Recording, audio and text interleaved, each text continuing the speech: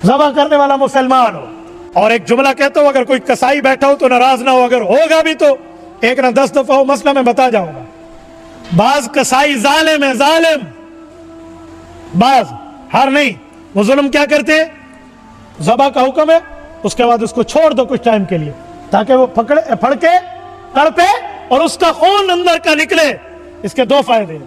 ایک تو شریعت بتا رہی ہے کہ دم مسفوح, پلیت خون نکلے گا.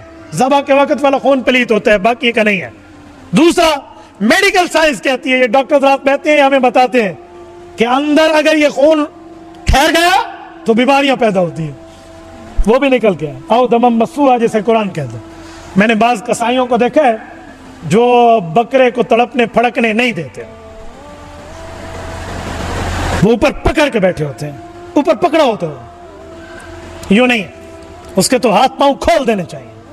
بکرے کے ذبح کے بعد ہاتھ پاؤں کھول دیں, جانور کی ذبح کے بعد اس کے ہاتھ پاؤں کھول دیں. شاید بات میں آپ کو کوئی کہے کہ مولوی نے کہا ہاتھ پاؤں کھول دیں, گائے کے ہاتھ بھی ہوتے ہیں. شاید کوئی آپ کو کہے ہاں ہوتے ہیں بھائی, اگلے 2 پاؤں کو ہاتھ کہتے ہیں, پچھلے 2 کو پیر کہتے ہیں. کوئی بندہ کامن سینس رکھے تو بہت اچھا پتہ چل جاتا ہے. تو وہ کھول دینے چاہیے ذبح کے بعد. اب اٹھ کے بھاگ نہیں جائے گا تاکہ اس کا خون صحیح طریقے سے نکل جائے. میں نے ایسے ظالموں کو دیکھا جو دوبارہ چھری مارتے ہیں اس کی اس نرگٹ کے ساتھ تاکہ وہ زیادہ پکڑے. کیوں؟ 2 منٹ تم سے آرام نہیں ہوتا؟ نہیں میں ڈو لے بیٹھا میں. کیا کہتے ہیں, میں نے 2 اور بھی ذبح کرنے.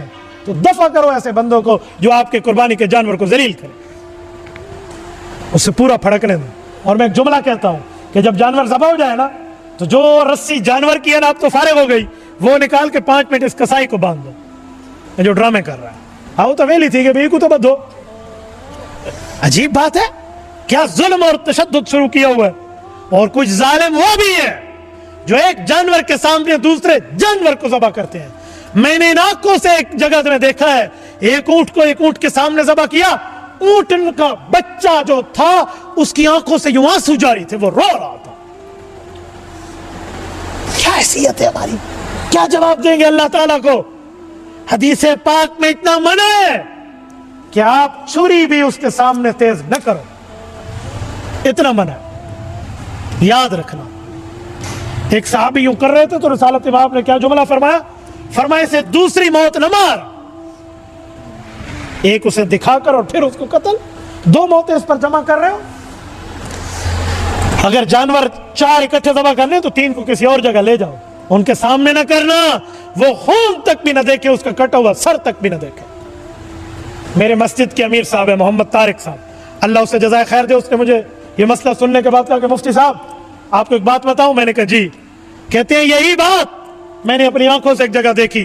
ایک بندے نے بکری ذبح کی, دوسری بکری دیکھ رہی تھی, تو جب اس کو ذبح کیا تو دوسری بکری کا خون مرغی سے بھی کم نکلا, سوکھ گیا تھا اس کا خون. کہاں بیٹھے ہو؟ ایسا ظلم والا کام نہ کر رہا. میں نے جتنے بکرا بھی ذبح کرانا ہو نا, کسائی کو تو پہلے میں نے طے کیا ہوا ہے جلدی والا ہے تو یہاں سے 1 2 3 جاؤ, ہمیں آپ کی کوئی نیڈ اور ضرورت نہیں ہے, تسلی سے آنا ہے تو بات کرو. انسان بن کے وہ جان دے رہا ہے. جی ہاں. اور ایک کے سامنے میں دوسرا ذبح نہیں ہونے دیتا, پورا پائپ کا پریشر لگ کے جب خون دھل جاتا ہے پھر ہم دوسرا جانور لاتے ہیں.